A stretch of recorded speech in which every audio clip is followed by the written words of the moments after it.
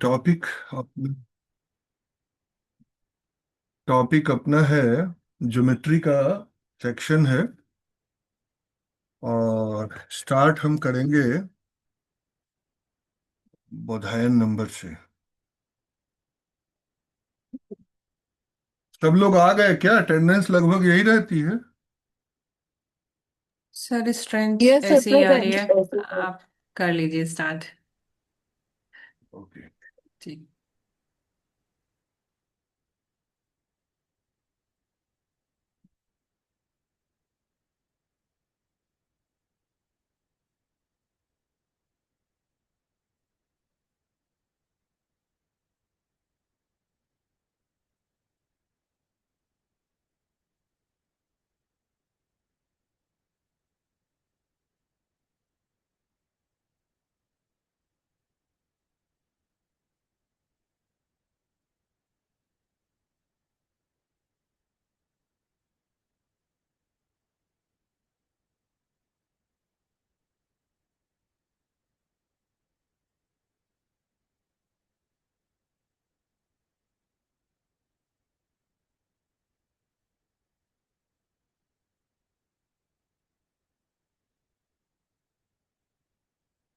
एक मिनट, थोड़ा सा हमें टाइम दो।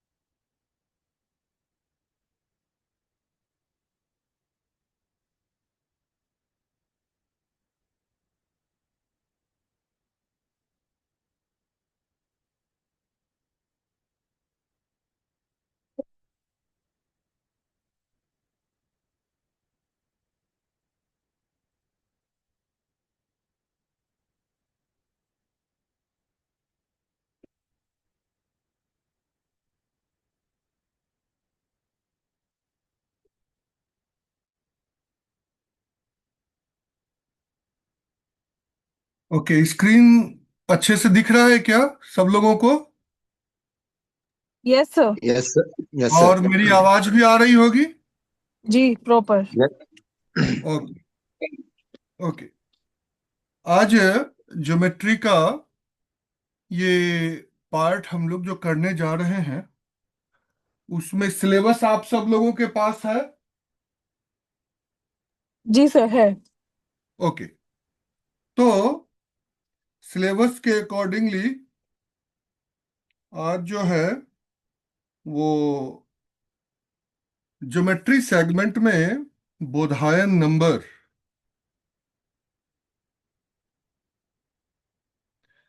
वैदिक ज्योमेट्री में बोधायन नंबर, जिसको बोधायन ट्रिपलेट के नाम से दिया हुआ है, बोधायन नंबर कहें या बोधायन ट्रिपलेट कहें?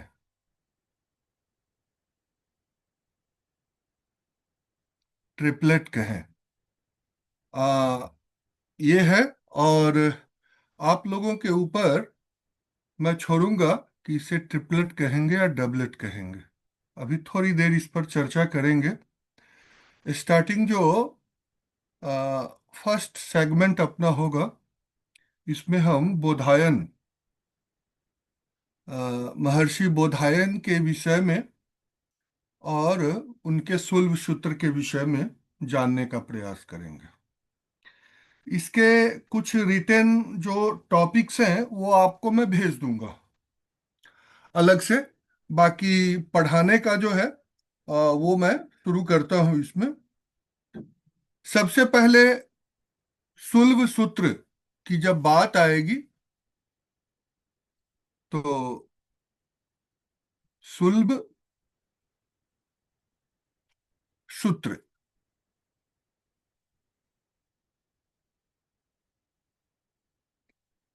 अब शूल्ब सूत्र, शूल्ब सूत्र अ, शूल्ब सूत्र का जो रिय सूत्र का मतलब धागा होता है, स्ट्रिंग।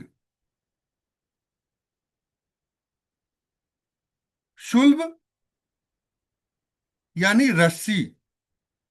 शुल्ब, रस्सी, धागा, ये सब जो होता है। और जब हम ज्योमेट्री की बात करते हैं तो ज्योमेट्री अपने आप में जियो प्लस मैट्रन दो शब्द से ये बना हुआ है। जियो इट मीन्स अर्थ, धरती, भू। हम सब लोग इसके कई सारे पर्यायवाची पढ़े होंगे। और मैट्री मतलब मापन, मिति। इसी से भूमिति भी इसका एक अर्थ होता है। तो ज्योमेट्री का पूरा मतलब धरती का मापन या भूमि का मापन। अब भूमि का जब मापन करते हैं तो कई सारे इसमें फिगर्स हमारे सामने निकल के आते हैं।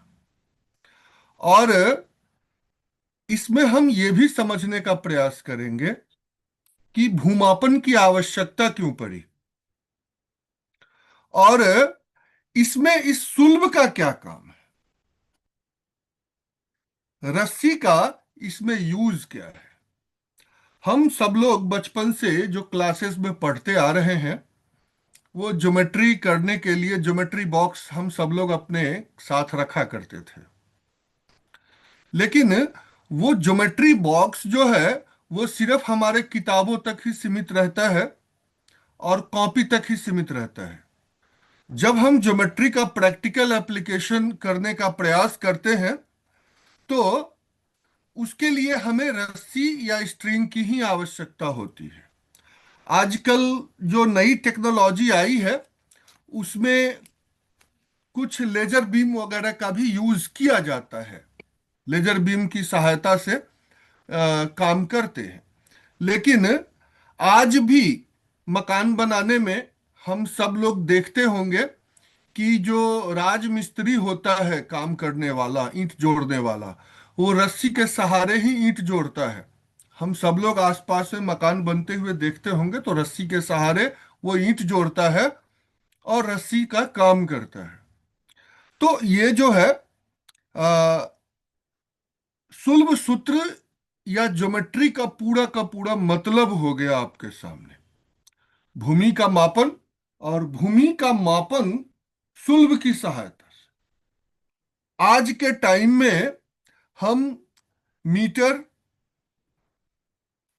सेंटीमीटर, डेसीमीटर, डेकामीटर, ये सब, किलोमीटर, ये लेंथ या डिस्टेंस के रूप में यूज करते हैं।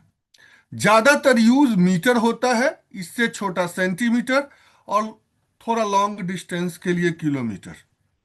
हालांकि ये बहुत छोटा भी जा सकता है, माइक्रोमीटर तक भी जा सकता है, और बड़ा से बड़ा लाइट ईयर या पार्सेक तक भी ये मूव कर सकता है। डिस्टेंस की जो यूनिट है वो लाइट ईयर तक भी जा सकती है। Light, the distance travelled by light in 1 year which is called light year. तो माइक्रोमीटर से ले करके और लाइट ईयर तक डिस्टेंस की यूनिट ट्रेवल करती है। लेकिन हमारे जो वैदिक काल है या फिर शुल्ब काल है, इसमें जो यूनिट होता था वो अंगुल होता था। अंगुल, कबिट, प्रदेश, हैंड, एक हाथ, दो हाथ ऐसा करके, या अंगुल से एक अंगुल, दो अंगुल, चार अंगुल, ऐसा जो है मेजरमेंट का जो है सिस्टम होता था। अब आज के टाइम में बचपन से हम लोगों को पढ़ाया गया है कि स्टैंडर्ड यूनिट में हमेशा काम करो, क्योंकि सबकी उंगली जो होती है हर आदमी की वो डिफरेंट लेंथ की होती है। यहां हम सब लोग बैठे हुए हैं और हम सब लोगों के उंगल का लेंथ अलग अलग होगा। तो अलग अलग लेंथ होने के कारण सबकी जो है वो डिफरेंट मेजर होगी। तो इसीलिए कहा कि इस सिस्टम से, इस तरह के प्रॉब्लम से दूर होने के लिए हमने स्टैंडर्ड यूनिट का जो है वो किया। स्टैंडर्ड यूनिट जो है लेंथ का हमने मीटर माना। अब ये कितना सही है कितना गलत है, ये इस पर भी हम लोग आगे चर्चा करेंगे कि स्टैंडर्ड यूनिट सही है तो कहाँ सही है, और गलत है तो कहाँ गलत है, इस विषय में बात करेंगे। तो इतने, अब प्रश्न उठता है कि जो वैदिक ज्ञान रखने वाले हमारे पूर्वज थे, ऋषि मुनि थे, क्या उन्हें स्टैंडर्ड यूनिट की समझ नहीं थी कि उन्होंने उंगली, हाथ और कबिट वगैरह को जो है सो यूनिट के रूप में रखा? तो ये एक प्रश्न है कि ऐसा उन्होंने क्यों किया, जो इतने बड़े ज्ञान विज्ञान को जन्म दिया, क्या वो उंगल को क्यों ऐसा माना एज ए यूनिट? यूनिट उंगल को, प्रदेश को, कबिट को, हैंड को, ये सब जो है आ, और इस तरह से ऐसा क्यों किया गया, इस पर भी हम लोग चर्चा करेंगे। उसके बाद अब आता है शुल्ब सूत्र, और शुल्ब सूत्र में भी यूनिट यही है, उंगल, कबिट वगैरह। मैं वो लिखा हूं कहीं, और उसकी चर्चा आपको जो है इसका फ्रेश वो मैं भेज दूंगा आपको। तो उंगल की चर्चा ही यहां पर, और ऋग्वैदिक काल में भी जो है उंगली को ही लेंथ के मेजरमेंट के रूप में यूज किया जाता था। अब इसके पीछे का साइंस क्या था? साइंस था कि हमारे शास्त्रों में जो है ज्योमेट्री का यूज करके वेदियां बनाई जाती थी। वेदी, आप सब लोग वेदी शब्द जानते हैं क्या? वेदी जो है ट्रायंगुलर भी होता है, स्क्वायर भी होता है, सर्कुलर भी होता है, पेंटागोनल भी होता है, हेक्सागोनल भी होता है, पेंटागोनल भी होता है, हेक्सागोनल भी होता है। कई तरह की वेदियां होती है, जिसे चिति बोलते हैं। वो कछुए के आकार का होता है, बाज के आकार का होता है, और भी बहुत तरह के, करीब 21 तरह के वेदियों की चर्चा जो है वो शुल्ब सूत्र में ही ऑलरेडी की गई है। और यज्ञ करने के लिए वेदी का निर्माण होता था। और वेदी के निर्माण में वेदी के निर्माण में। अब कोई भी जब यज्ञ होता है तो यज्ञ जो करवाता है, जो यज्ञ करवाता है उसे क्या कहते हैं, आप लोगों को पता है क्या? यज्ञ करवाने वाले को क्या बोलते हैं? आप में से किसी को पता हो कि यज्ञ करवाने वाले को क्या बोलते हैं? चलिए, यज्ञ करवाने वाले को यजमान बोला जाता है, और जो यज्ञ कराता है उसे पुरोहित बोला जाता है। पुरोहित। अब जो यज्ञ कराता है यजमान, तो यजमान जो हो गया, उसी के बॉडी पार्ट्स, उसी के बॉडी पार्ट्स के लेंथ के हिसाब से वेदियां बनाई जाती है। जो भी यज्ञ करा रहा हो उसी के बॉडी पार्ट्स को लिया जाता है, और उसी के बॉडी पार्ट से उसके हाथ, उसके उंगल, उन्हीं के साइज के हिसाब से, जितने उंगल जितने साइज का जो है वेदी का निर्माण करना है, तो उसी के साइज का करवाया जाता है। और यही कारण है कि व्यक्ति को यदि, यजमान को यदि यज्ञ का पूर्ण फल तभी प्राप्त होता है जब उसकी वेदियां उसके शरीर के माप के हिसाब से तैयार की गई हो। आज के टाइम में जब हम यज्ञ करते हैं तो कोई भी आया, पंडित वो यज्ञ कुंड को खोद देता है और कोई जाकर के बैठ करके करना शुरू कर देता है। तो आज का जो पुरोहित यज्ञ कुंड खोदता है वो फीट लेकर के या इंच से के सहारे खोदता है, और कोई आके बैठ गया। तो आप समझ सकते हैं कि यज्ञ का पूर्ण फल उसे कितना मिलेगा, बैठने वाले को, यजमान को, ये कह नहीं सकते। तो इसीलिए जो है, आ, हमारे शास्त्रों में वैदिक काल में जो यज्ञ करवाता था अर्थात यजमान, और जो यज्ञ करने में यजमान को सहयोग करता था वो पुरोहित। तो पुरोहित जो है यजमान के शरीर के अंगों का माप लेकर के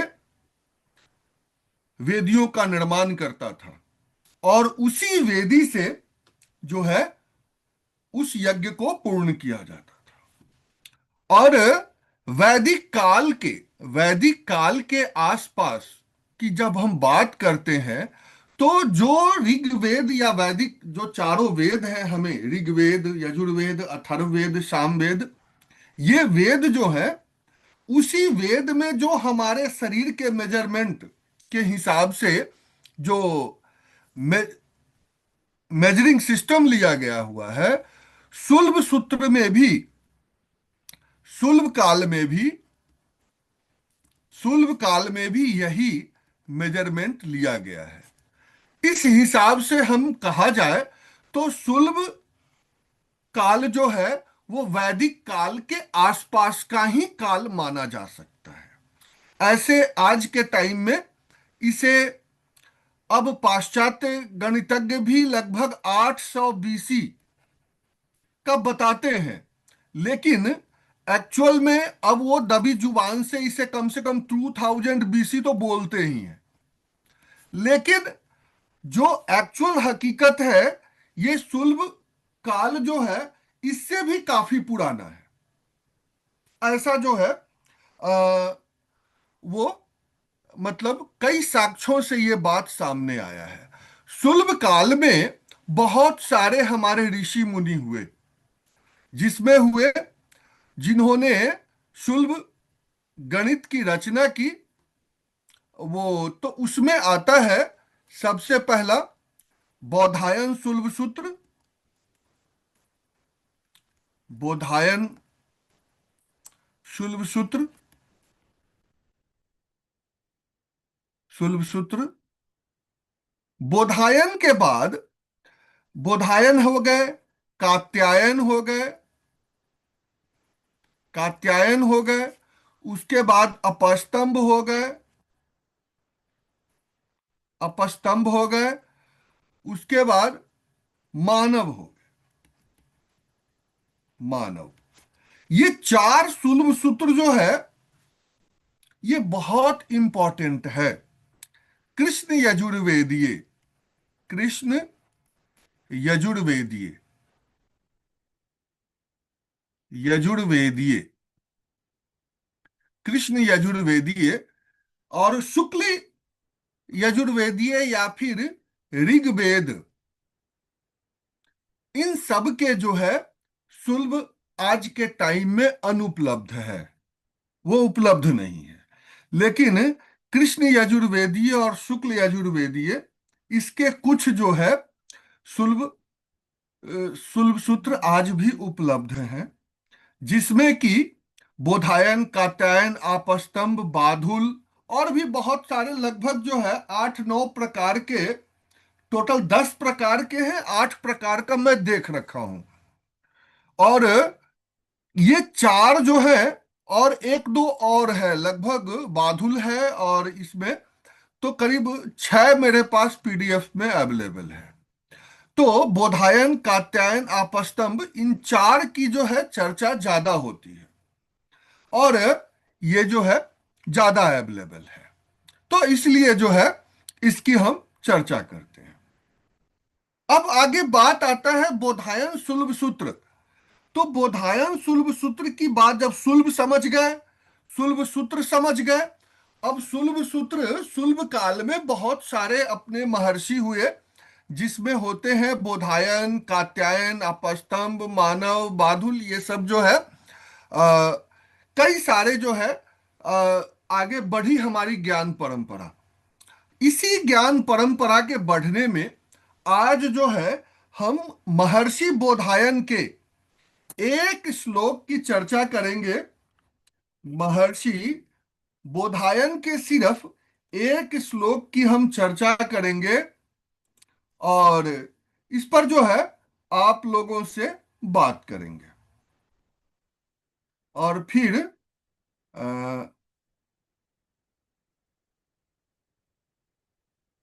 महर्षि बोधायन,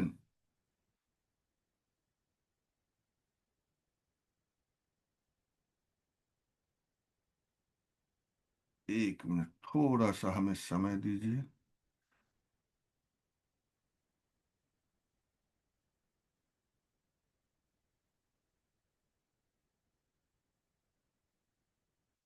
महर्षि बोधायन के एक श्लोक की जो है हम सिर्फ चर्चा करेंगे यहां पर। ये है महर्षि बोधायन के एक ही श्लोक की बात करेंगे। एक सबसे बड़ी खासियत वाली बात क्या है कि जब हम चीजों को समझते हैं और देखते हैं तो कई बातें हमारे आंखों के सामने आती है और इसी की जो है मूल चर्चा अ, ज्यादातर होती है। अब इसमें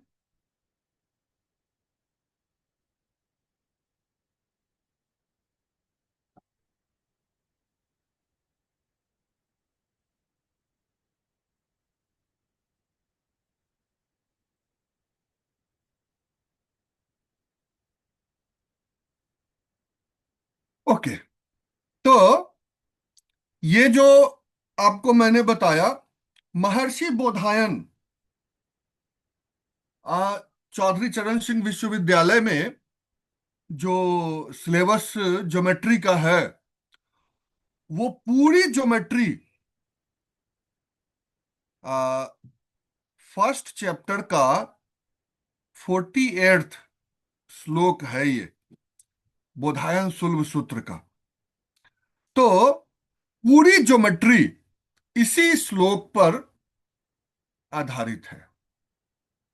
ये एक ऐसा श्लोक है जिसको समझने और इसको करने में आ, मुझे लगता है कि हम लोगों का जीवन कम पड़ जाएगा, लेकिन इस श्लोक को समझ नहीं पाएंगे। जितना भी करते जाइए, ये जो है, यही एक श्लोक आपके सिलेबस का ट्रिग्नोमेट्री कराएगा,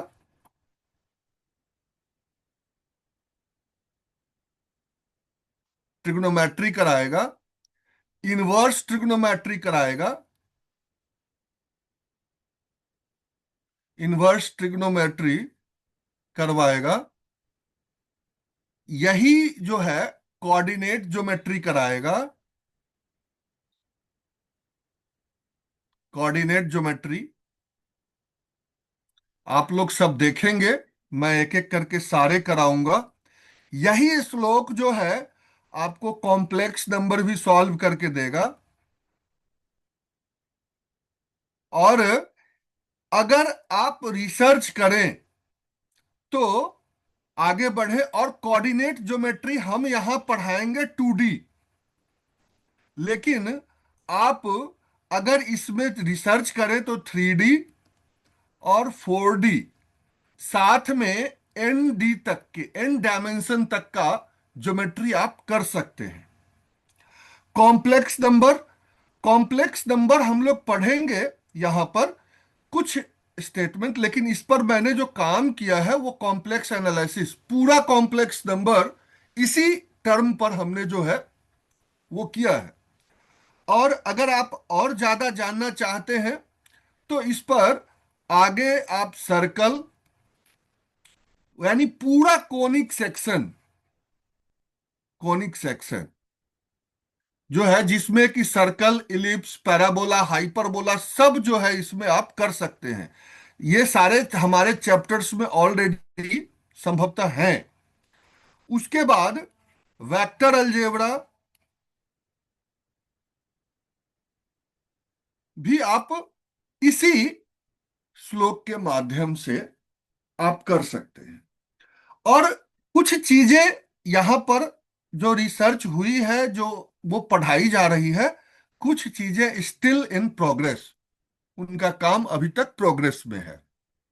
तो ये जो है एक श्लोक, दीर्घ चतुरस्य अच्छन्य रज्जु पार्श्वमानी त्र्यंगानी च यत् पृथक भूते कुरु तस्त दुभयं करोति। इसको मैं ऐसे PDF इसका भेज दूंगा आप लोगों को, इसको एक बार ध्यान से आप कर लेंगे। अब इस श्लोक को जरा समझने की कोशिश करते हैं। दीर्घ, दीर्घ का मतलब होता है बड़ा। चतुरस्त्र, चतुरस्त्र का मतलब होता है चतुर्भुज, चतुर्भुज। अक्षन्य रज्जु, अक्षन्य रज्जु का मतलब होता है विकर्ण। और पार्श्वमानी, पार्श्वमानी का मतलब होता है लंब। और त्र्यंगानी, आधार। ठीक है, एक एक शब्द का इसमें मतलब आप देख लिए। दीर्घ चतुरस्य अक्षन्य रज्जु पार्श्वमानी त्र्यंगानी च यत् पृथक भूते कुरु तस्त दुभयं करोति। यानी महर्षि बोधायन कहते हैं कि किसी भी दीर्घ चतुरस्त्र, जी दीर्घ चतुरस्त्र का मतलब अगर जोड़ दें तो इसका मतलब होता है, इसका मतलब होता है आयत। दीर्घ चतुरस्त्र का मतलब होता है आयत। ये चतुरस्त्र या रस्त्र शब्द जो है ये आपका ऋग्वेद में भी मौजूद है। आयत यानी रेक्टेंगल। किसी को हिंदी में ज्यादा समस्या तो नहीं हो रही है? आप में से किसी को अगर हिंदी में समस्या हो रही हो तो बताएंगे, मैं कोशिश करूंगा कि आप आराम से समझ जाएंगे। यदि भारत के हैं तो ये बहुत अच्छी तरह से आपको समझ में आएगा, मैं प्रयास करूंगा। अगर कोई इसमें जो कभी हिंदी देखा ही नहीं, पढ़ा ही नहीं, तो उन्हें कहीं प्रॉब्लम हो सकती है। लेकिन मेरा प्रयास होगा कि जहां कहीं भी ज्यादा टफ हिंदी होगी मैं उसकी इंग्लिश करता चलूंगा।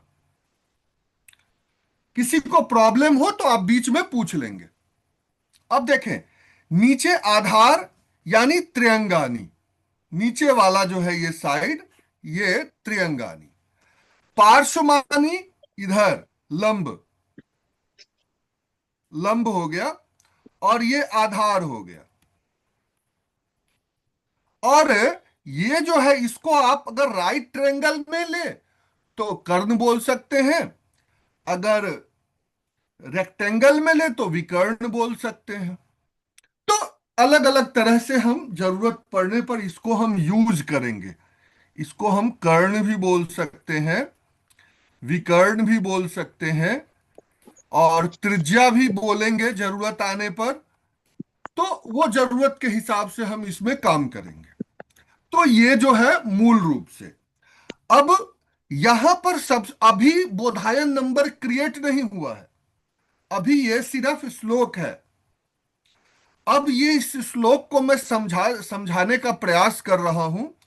तो महर्षि बोधायन के अनुसार एक दीर्घ चतुरस्त्र में जो अक्षन्य रज्जु का वर्ग होता है, अक्षन्य रज्जु यानी ये विकर्ण या कर्ण कह दें, अक्षन्य रज्जु का जो वर्ग होता है वो पार्श्वमानी और त्रिअंगानी, यानी त्रिअंगानी और पार्श्वमानी के वर्ग के योग के बराबर होता है। वर्ग यानी ये कह रहा है यत पृथक भूते कुरुतस्त दुभयं करोति। ठीक है, यानी अक्षन्य रज्जु का वर्ग जो है वो त्रिअंगानी और पार्श्वमानी के वर्ग के योग के बराबर होता है। यानी आज की भाषा में अगर कहे द स्क्वायर ऑफ हाइपोटेनियस, आज की भाषा में अगर हम कह दें तो हम उसको बोल सकते हैं the square of hypotenuse, hypotenuse is equal to the sum of the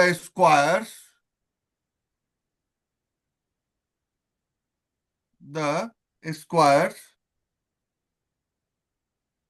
squares of other two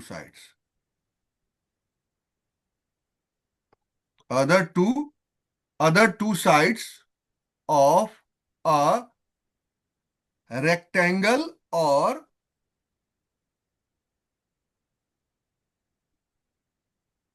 या right angled triangle.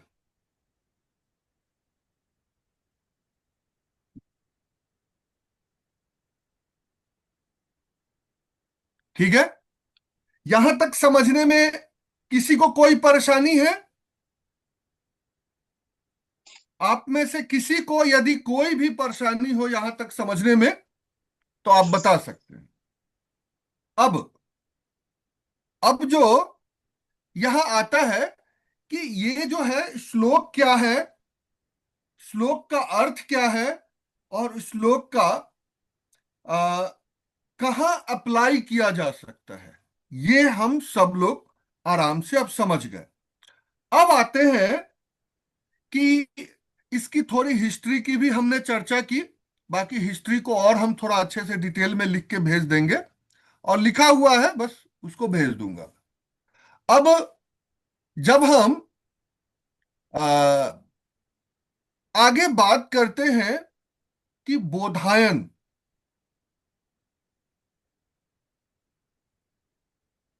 Baudhayana number,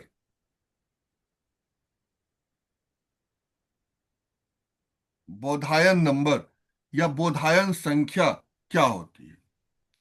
तो बोधायन संख्या जो है कि अब यहां पर क्या ध्यान देना है, एक समझने वाली बात है।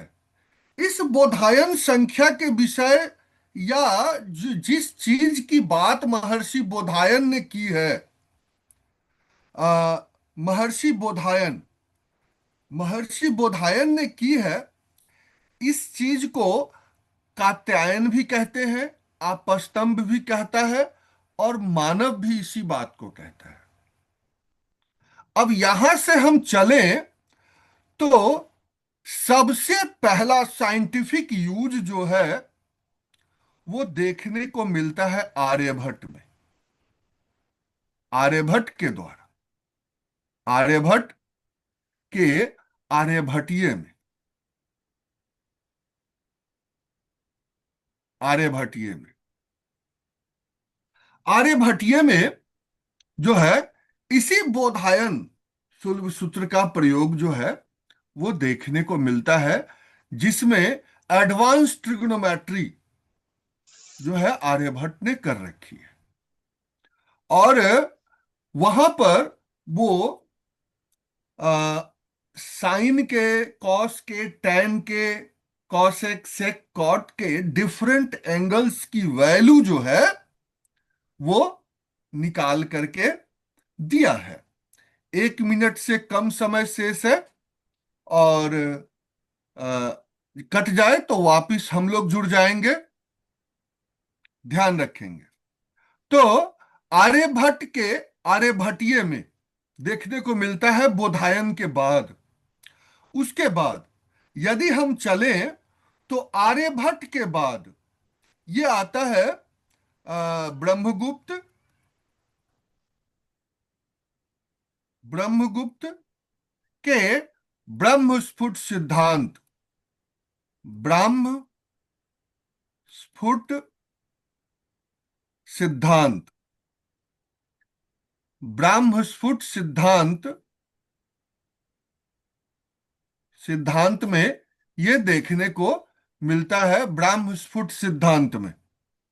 और